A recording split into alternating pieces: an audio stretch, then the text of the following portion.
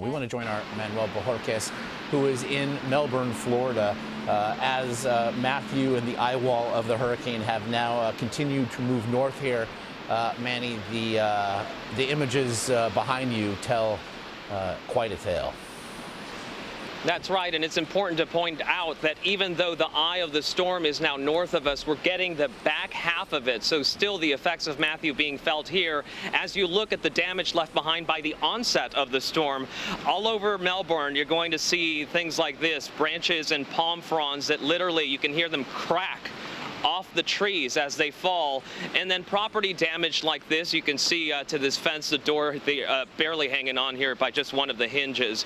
Again, we're only seeing minor damage here along this part of the coast, but it's important to point out that the northern part of the coast here in Florida is still a major concern. Just because people may have dodged a bullet here means nothing because of the track of the hurricane and because of the storm surge. Now, I'm walking over this way because I want to show you just beyond that body of water, there is a bridge. You may be able to make it out. There is also a barrier island. That bridge is now closed because of concerns of vehicles driving through the high winds that we're now experiencing. But there is also damage to that barrier island in the form of trees that were knocked down, awnings off of businesses, and that type of thing.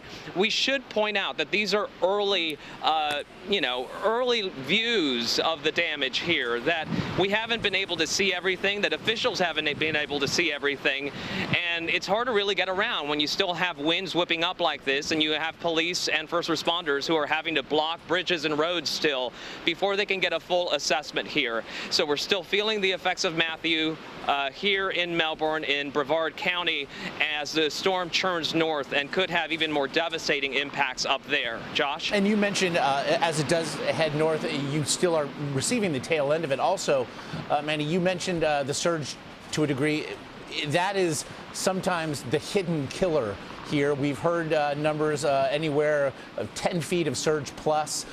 We were in speaking to various meteorologists today. They say that there have been buoys have shown that there have been wave heights measured as high as 40 feet, again, out to sea, as that eye wall does stay out to sea at present. But what sense are you getting of the surge and the hit that the coastline is taking?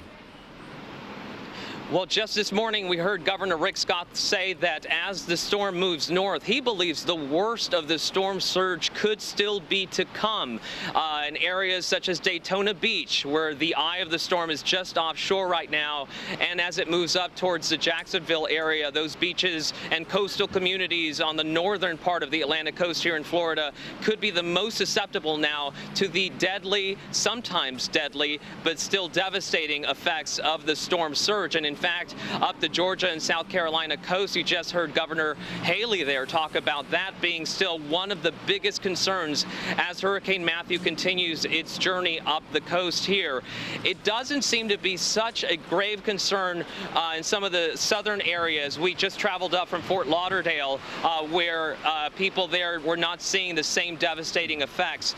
So the northern parts of the coast, the more north you go, that's where the concern about the storm surge is right now as the hurricane continues to churn up. Here, not so much, but there's still going to be damage. There's still going to be headaches because power is out to large sections of the coastline here, and there's still going to be a lot of assessment and cleanup regardless of whether the storm surge was an issue here or not. We have heard numbers upwards of 600,000 people without power, and it is believed that those numbers could in fact grow by day's end.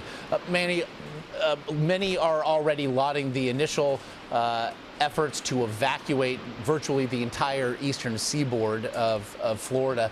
What's your sense then of how successful those efforts were there, and what are officials saying about when people there in Melbourne might be able to return?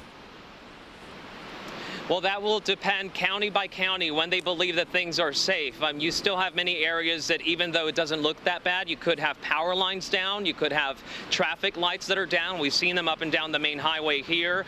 So it could be some time before they say, hey, we think everything is back to normal, come on in. I can tell you that from someone we spoke with yesterday down in the Fort Lauderdale area, he wasn't planning to evacuate until he heard the governor get on TV and say, this is a storm that will kill you.